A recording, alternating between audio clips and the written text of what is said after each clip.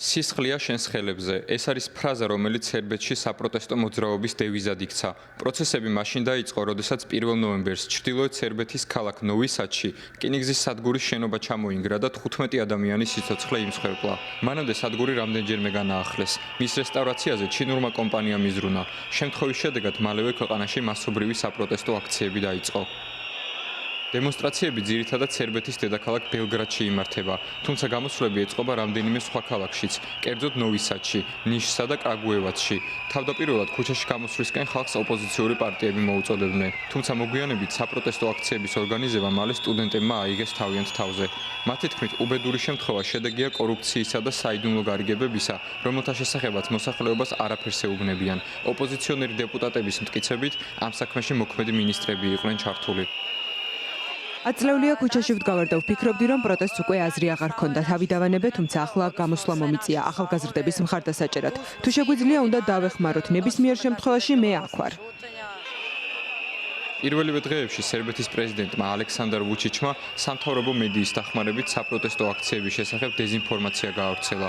მისი თქმით, დემონსტრაციებზე მყოფ ახალგაზრდებს დასავლეთი აფინანსებს და მათ ქვეყანაში არეულობის შემოტანა სურთ.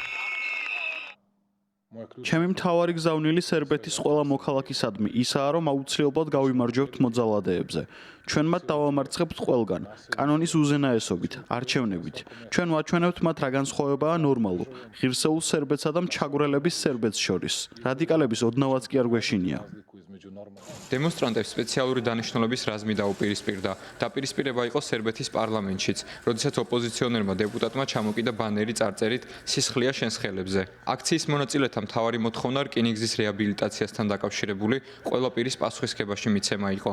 უნივერსიტეტის 40-ზე მეტმა ფაკულტეტმა ლექციების ჩატარება რამდენიმე დღით შეაჩერა. აქციის მასშტაბურობამ ალექსანდრ ვუჩიჩი აიძულა დათმობაზე წასულიყო. კერძოდ გადადგა ვაჭრობის მინისტრი ტომისლავ მომიროვიჩი, გორან ვესიჩი, ტრანსპორტის, მშენებლობისა და ინფრასტრუქტურის მინისტრი დააკავეს. დამატებით დააპატიმრეს 11 ადამიანი, რომლებიც ჩართული იყვნენ სადგურის რეაბილიტაციის პროცესში.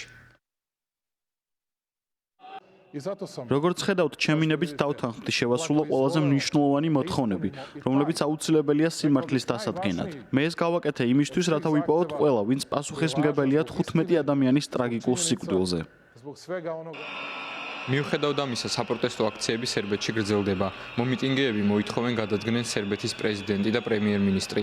ისინი მათი პასუხისმგებლობის საკითხის დაყენებასაც მოითხოვენ. მოვლენებს გუშინ 22 დეკემბერს ალექსანდრ ვუჩიჩი გამოეხმაურა და კვლავ გამოხატა მზადყოფნა დისკუსიისთვის.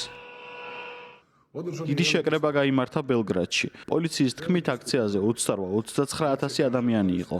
ნამდვილად დიდი დემონსტრაციაა. ეს ხალხი ოპოზიციის მხარდამჭერია და მე ყოველთვის მზად ვიყავი მომესმინა მათი აზრი, რას ფიქრობენ ჩვენი ქვეყნის საჭიროებების შესახებ. ჯერა რომ ბევრად მეტი ადამიანი სხვაგვარად ფიქრობს. ამიტომაც ერთმანეთს უნდა მოვუსმინოთ, რადგან ესაა ის ფასეულობა, რომელიც მომავალში ჩვენ შორის ურთიერთობას ჩამოაყალიბებს. ქალაქ ნოვი სადში მომხდარ ტრაგედიასთან დაკავშირებით გამოძიება კვლავ მიმდინარეობს. აქციის მონაწილეებსა და ხელისუფლებას შორის დიალოგი ჯერ არ შემდგარა, თუმცა პრეზიდენტი ვუჩიჩი ამისთვის მზად არის.